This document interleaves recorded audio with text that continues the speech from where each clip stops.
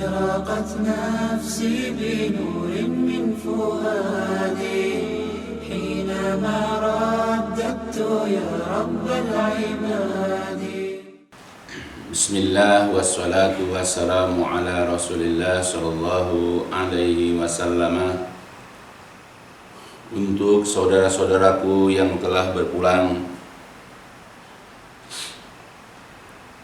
kita juga semuanya pasti akan berpulang ke sisi Allah Subhanahu wa Ta'ala kelak. Tinggal masalah kapan dan di mana tempatnya.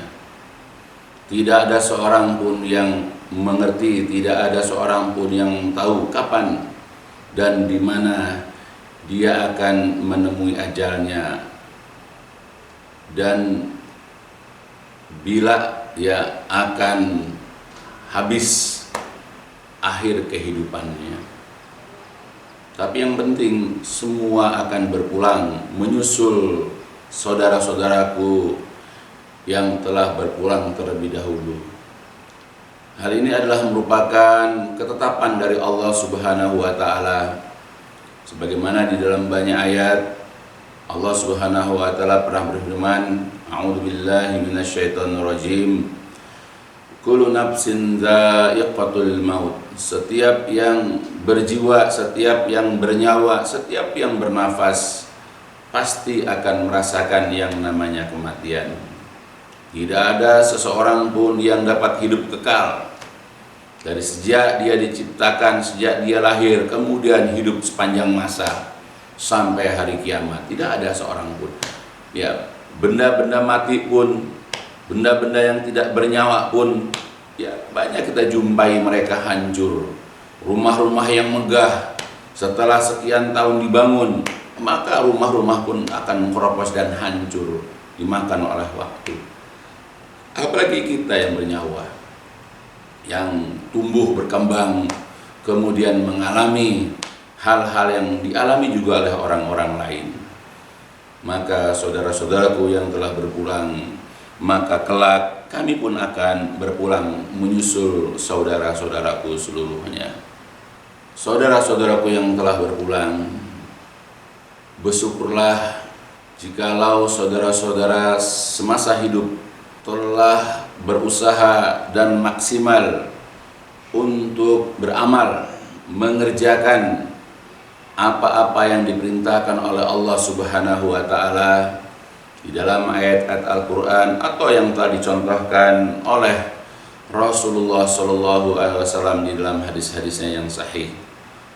Bersyukurlah saudara, karena yang akan mendapatkan, yang akan memperoleh, yang akan memanen ya kebaikan-kebaikan hanyalah orang-orang yang mengerjakan amal soleh, adalah orang-orang yang menguatkan keimanan dan akidahnya. Maka mereka inilah yang akan mendapatkan hasil yang baik, akan memperoleh kebaikan-kebaikan. Berbeda dengan orang-orang yang hidup di dalam kekufuran, orang-orang yang hidup dalam kemaksiatan, maka mereka tidaklah mendapatkan melainkan keburukan-keburukan. Maka wahai saudara-saudaraku yang telah berpulang, beruntunglah saudara-saudara yang telah menghiasi, yang telah mengisi kehidupan sehari-hari selama hidup di dunia ini dengan aneka ragam amal soleh, dan kemudian memondasikan ya diri saudara-saudara dengan keimanan yang kuat lagi kokoh.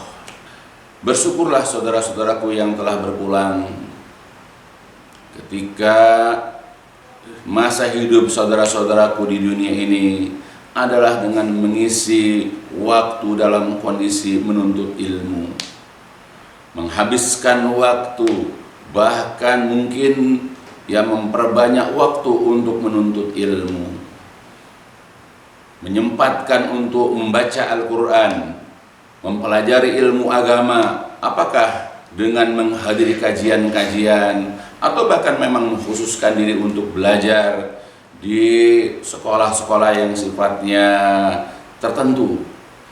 Ya, kemudian setelah memiliki ilmu, kemudian menyebarluaskan ilmu, berbagi ilmu dengan orang lain.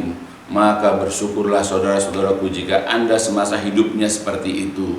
Kenapa? Karena setiap ilmu yang saudara ajarkan, ya nanti pada saat orang yang diajarkan mengamalkannya, saudara akan mendapatkan bahagian pahala dari orang yang mengamalkannya. Bahkan ketika saudara juga sudah berpulang, ya ketika saudara-saudaraku sudah tidak berada di muka bumi ini, saudaraku akan tetap mendapatkan bahagian pahala. Pahala orang-orang yang beramal akan tetap mengalir ke dalam amal saudara.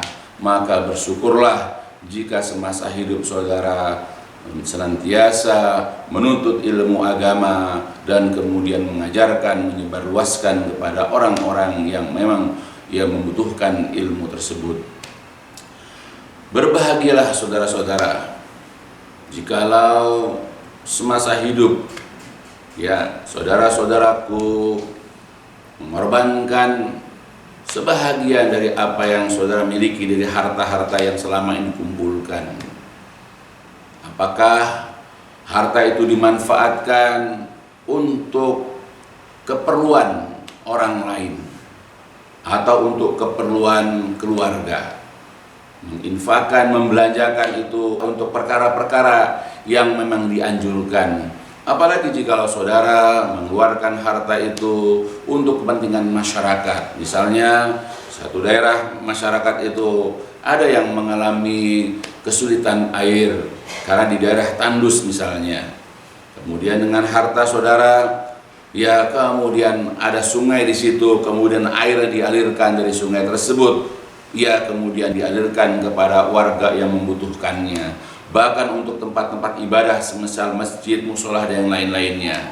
Atau ketika tidak ada juga sungai saat itu, ya kemudian dengan harta saudara, kemudian saudara membangun sebuah sumur, menggali sumur, ya kemudian airnya diambil, kemudian disalurkan kepada warga-warga yang membutuhkan, atau kepada masjid-masjid, ya musola-musola, tempat-tempat ibadah yang membutuhkannya. Maka setiap tetesan air, ya percikan air yang dimanfaatkan oleh warga atau dipergunakan untuk ibadah, saudara akan mendapatkan pahala dari apa yang mereka rasakan. Bahkan ketika saudara sudah berpulang ya ke hadirat Allah, saudara akan tetap menanggok, saudara akan tetap mendapatkan bahagian pahala dari apa yang dimiliki, apa yang dinikmati oleh masyarakat, atau masyarakat melakukan ibadah ya di masjid atau di musola tersebut. Pahala mereka akan tetap mengalir kepada saudara. Maka berbahagialah dan beruntunglah. Atau juga untuk saudara-saudaraku yang telah berpulang, berbahagialah jikalau semasa hidup saudara memanfaatkan harta itu untuk membangun masjid. Walaupun masjidnya kecil atau sebesar sangkar atau kandang burung atau kandang itik, ya bahkan kalau seandainya tidak mampu membuat sendirian masjid itu, kemudian bekerja sama ya dengan orang lain untuk membangun masjidnya, atau bahkan hanya sekedar mampu ya mengeluarkan harta untuk membantu misalnya keramik saja atau atap saja, itu pun akan dinilai oleh Allah, ya akan mendapatkan pahala atau balasan nanti di sisi Allah. Maka beruntunglah saudara jikalau saudaraku semasa hidup ia memanfaatkan harta ini untuk membangun masjid atau membantu pembangunan masjid. Maka setiap kali ada orang yang beribadah di masjid itu, apakah dengan ibadah sholat atau menghadiri kajian-kajian dan mereka mendapatkan pahala mereka akan mengalir kepada saudara yang membangun atau membantu pembangunan masjid tersebut. Kendati pun saudara sudah berpulang ke sisi Allah Subhanahu wa Ta'ala, maka beruntunglah. Berbahagialah juga saudara jikalau semasa hidup memanfaatkan harta itu untuk membuat sebuah rumah untuk orang-orang yang bepergian, yang disebut misalnya dengan rumah singgah. Ya, di tempat tertentu suka banyak ada orang yang suka hilir mudik, ya karena disitulah tempat transit orang bepergian, dan ada di antara mereka yang kehabisan bekal sehingga mereka tidak bisa nginap, tidak bisa tidur. Kemudian saudara membangun rumah di situ untuk tempat persinggahan mereka, istirahat di situ. Maka setiap kali orang-orang yang singgah di situ, dan merasa nyaman di situ, bahkan di antara mereka ada yang ibadah di situ, mereka akan mendapatkan pahala. Maka bagi saudaraku yang menyisihkan harta untuk membangun itu juga akan mendapatkan pahala dari apa yang saudara kerjakan. Kendati pun saudara sudah berpulang kehadiran Allah Subhanahu wa taala, maka bersyukurlah dan beruntunglah. Beruntunglah pula bagi saudara-saudaraku yang telah berpulang, jika semasa hidup menanam pohon kurma, kemudian ketika kurma itu berbuah, lalu kemudian kurma itu disedekahkan, dihadiahkan untuk orang-orang yang berbuka misalnya, atau untuk mengenyangkan perut orang-orang yang lapar. Sebab Nabi juga mengatakan, ittaqin nar walau bisyikki tamrah. Jagalah dirimu dari api neraka walaupun hanya dengan sepotong sebelah daripada buah kurma.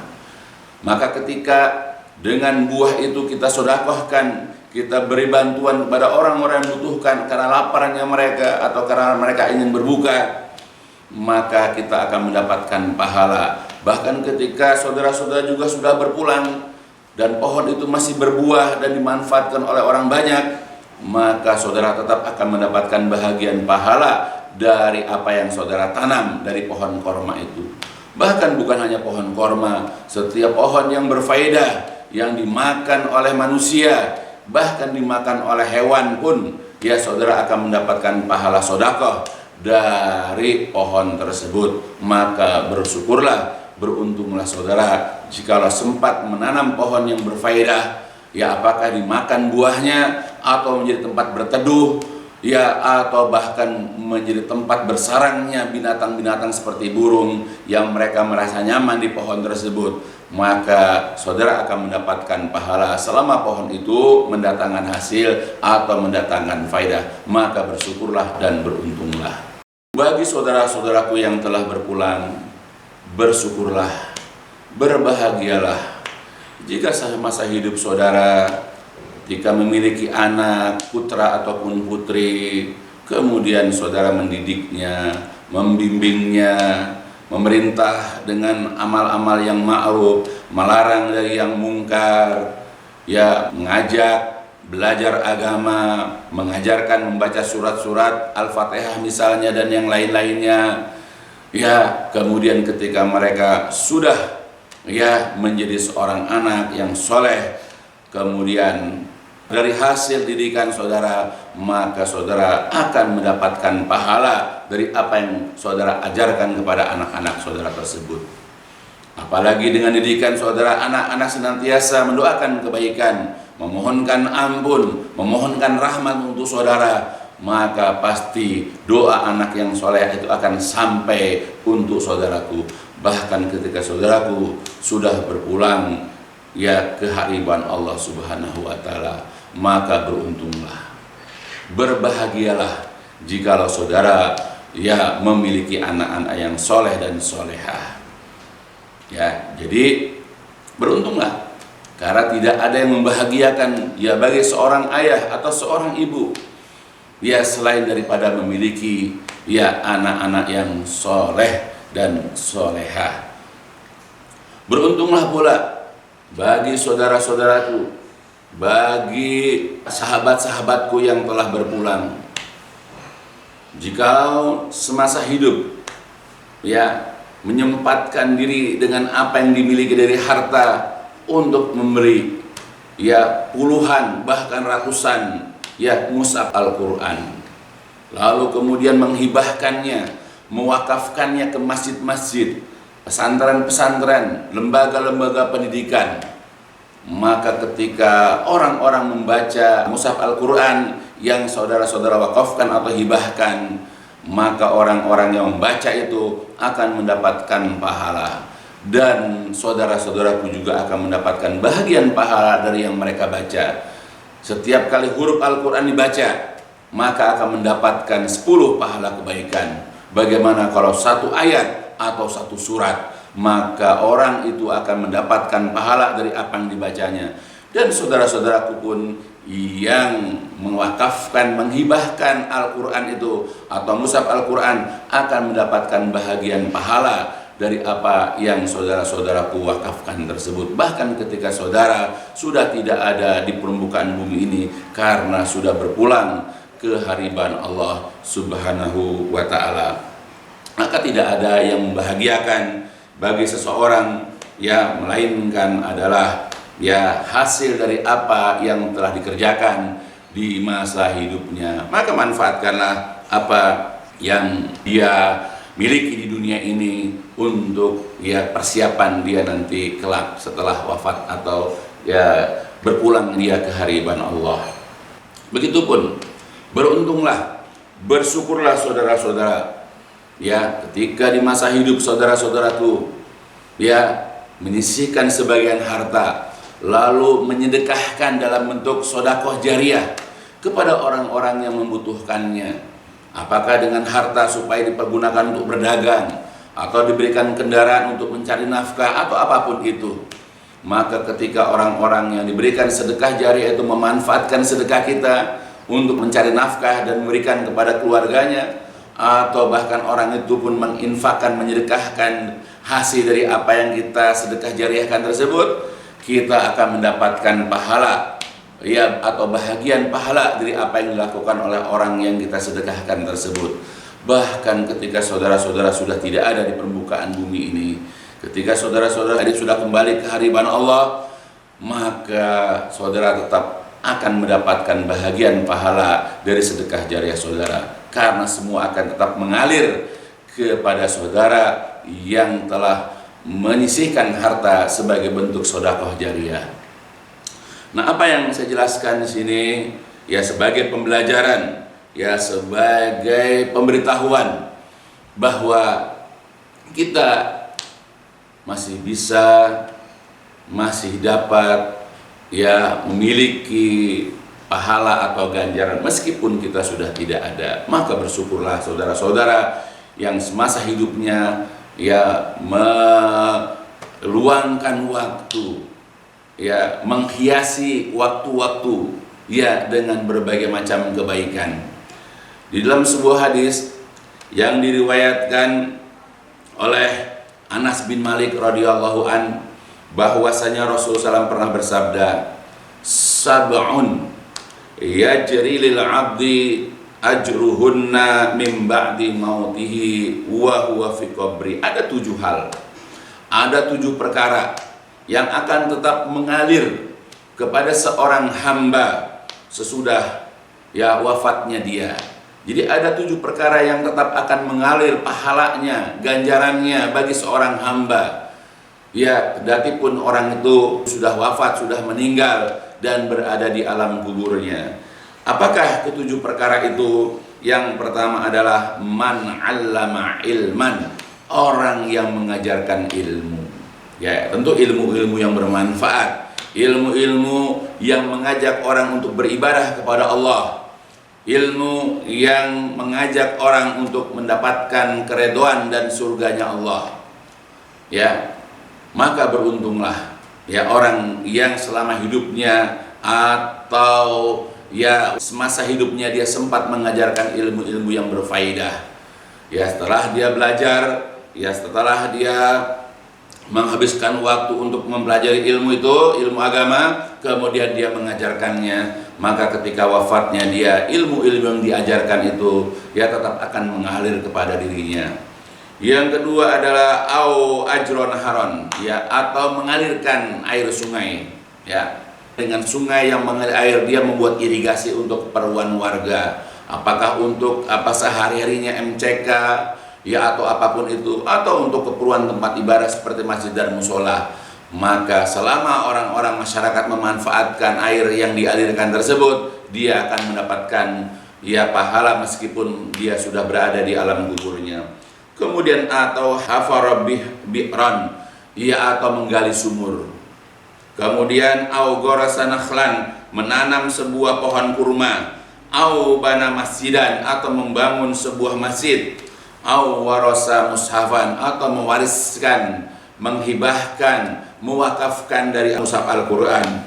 Au taraka waladan yastaghfirullahu ba'da mautihi, atau meninggalkan seorang anak yang soleh yang memohonkan ampun untuk dia sesudah wafatnya dia. Nah, itulah 7 perkara, yaitu ilmu yang diajarkan, atau mengalirkan ya air sungai, atau menggali sumur, ya atau menanam pohon kurma, atau membangun masjid, atau mewariskan, mewakafkan mushaf Al-Quran, atau yang ketujuh adalah anak yang soleh yang senantiasa mendoakan ampunan untuk kedua orang tuanya. Hadis ini diriwayatkan oleh Imam Al-Bazzar, Imam Al-Baihaqi, dan sanadnya adalah hasan, dihasankan oleh Asy-Syaikh Albani. Begitu juga dalam hadis yang lain yang diriwayatkan oleh sahabat Nabi Abu Hurairah radhiyallahu an, Nabi SAW pernah bersabda, "Inna mimma yalhaqu al-mu'min min amalihi wa hasanatihi."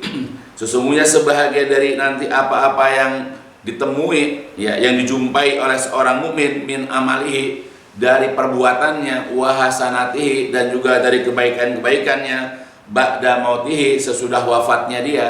Jadi yang tetap masih akan dijumpai, yang akan didapati ya oleh seorang mukmin berupa amal dan kebaikannya ya sesudah wafatnya, sudah matinya dia, adalah ilmu allamahu wa nasyarahu, yaitu ilmu yang diajarkan dan yang dia sebarluaskan. Wa waladan solehan tarakahu, atau dia meninggalkan anak yang soleh. Wa mushafan warasahu, atau mushaf Al-Quran yang dia wariskan, yang dia wakafkan. Au masjidan banahu, atau masjid yang dia bangun. Au baitan libni sabil banahu, atau rumah ya yang diperuntukkan untuk orang-orang yang bepergian ya yang dia bangun, atau rumah singgah. Atau nahran ajrau, atau sungai yang dialirkan airnya ke rumah warga. Au shadaqatan ahrajaha min malihi fi sihhatihi wa hayatihi, atau sedekah jariah yang dia keluarkan dari hartanya di masa sehat dan hidupnya dia. Yalhaquhu min ba'di mautihi, maka hamba tersebut akan tetap mendapatkan ia bahagian pahalanya sesudah wafatnya dia. Itulah hadis ini diriwayatkan oleh Ibnu Majah dan dihasankan oleh Syekh Albani. Itulah dalil-dalil yang mendorong mudah-mudahan ya saudara-saudaraku yang masih hidup untuk menyiapkan ya diri kita ya, karena ketika kita sudah wafat, ketika kita sudah kembali, setelah kita berpulang ke hadirat Allah, tidak ada yang bisa kita amalkan lagi. Kita tidak bisa lagi mengumpulkan pahala-pahala, ganjaran-ganjaran ketika kita sudah mati. Maka persiapkan dari sekarang ya amalan-amalan yang ketika kita sudah mati, ketika kita sudah berpulang ke hadirat Allah, maka kita tetap akan mendapatkan bahagian dari pahala itu. Maka untuk saudara-saudaraku, untuk kedua orang tuaku, ya untuk orang-orang yang kucintai, ya di antaranya adalah Pipop dan Mimop yang sudah banyak memberikan kebaikan, ya mudah-mudahan apa yang selama ini dilakukan, yang selama hidup di muka bumi ini menebarkan kebaikan-kebaikan, ya mudah-mudahan menjadi tabungan terus amal. Begitu juga orang-orang yang berada di sekitarku yang aku kenal, yang mereka selama hidupnya menebar kebaikan. Mereka tidak segan-segan mengeluarkan harta untuk membantu berbagai macam hal. Mudah-mudahan ini juga menjadi tetap tabungan amal, dan mudah-mudahan tetap mengalir pahala-pahala ya untuk saudara-saudaraku yang sudah berpulang ya ke hadirat Allah. Dan mudah-mudahan terus menerus, kendati pun sudah tidak ada di permukaan bumi, walaupun kita sudah tidak bisa bertegur sapa lagi, walaupun kita sudah tidak bisa bertatap muka lagi, walaupun kita sudah tidak bisa ya menghadiri kajian-kajian, sudah tidak bisa bersama-sama lagi, tetapi mudah-mudahan apa yang selama ini ya dilakukan, diperbuat dari berbagai macam kebaikan, ia akan membuahkan kebaikan pula kelak di hari kiamat. Terutama mudah-mudahan pahala ganjaran tetap mengalir ya ke saudara-saudaraku yang lebih dahulu telah berpulang. Mudah-mudahanlah ini juga jadi pembelajaran untuk kita yang masih hidup untuk senantiasa mempersiapkan diri. Ya mudah-mudahan ya apa yang disampaikan di sini ya bisa memberikan faedah, manfaat untuk kita semua, dan diakhiri dengan alhamdulillahirabbil alamin, subhanakallahumma wa bihamdika asyhadu an la ilaha illa anta astaghfiruka wa atubu ilaik. لسوف أعود يا أمي أقبل رأسك